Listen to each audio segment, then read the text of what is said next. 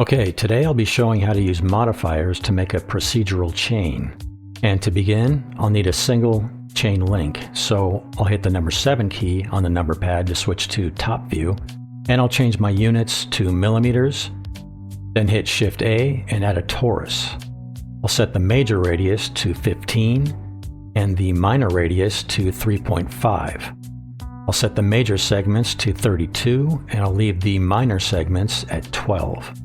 Then I'll hit the Tab key and switch to Edit Face Selection. Then hit Alt-Z to switch to X-ray mode. Select half the torus and hit P and separate by selection. Then Alt-Z to get out of X-ray mode. Tab over to Object mode and select the separated half and move it over 15 millimeters in the X direction. Then hold down the Shift key and select the other half. Right-click and join. And now they're back to being one object. Then I'll tab over to Edit Edge Selection. I'll double-click to select this edge loop. Then hold down Shift and double-click to select this edge loop. Then go to the Edge menu and Bridge Edge Loops. Then I'll do the same for these edges. Then tab back over to Object mode, right-click and Shade Smooth. And now to make the chain, I'll hit Shift A and add a curve path. Then tab over to Edit mode and scale the path so it's a little shorter. Then I'll tab back over to Object mode, select the link and add an array modifier.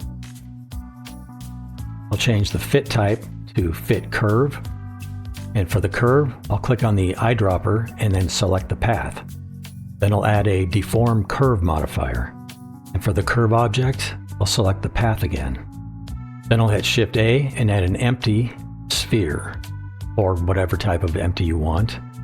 I'll reduce the radius to 50 millimeters, then select the chain and go back to the array modifier. Enable Object Offset, and for the object I'll click on the eyedropper and select the empty.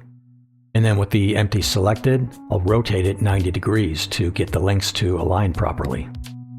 And then to get them interlocking, select the chain and go back to the array modifier and adjust factor X until the links interlock. In this case, 0.735 seems to work pretty well, but it might be different for you depending on how big your links are. But that's it, the chain is ready to use. Just click on the path to select it, tab over to Edit mode, and if you need to make the chain longer or shorter, just grab the endpoint and drag it out or in, and the chain will update accordingly. And if you need more control points to work with, select one point, then hold down Shift and select the next point, then right-click and subdivide, and that will place another point between the 2 points you selected. Now, one thing you need to remember, if you want to move or rotate the chain, make sure you select the chain, the path, and the empty. If you just select the chain and try to move it, it'll break apart.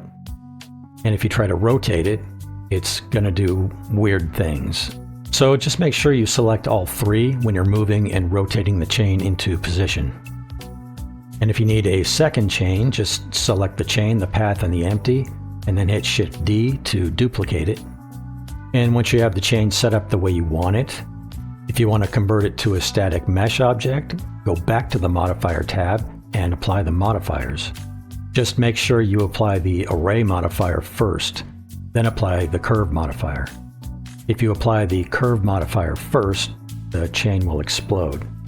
So apply the Array modifier, then apply the Curve, and then you can delete the path and the empty.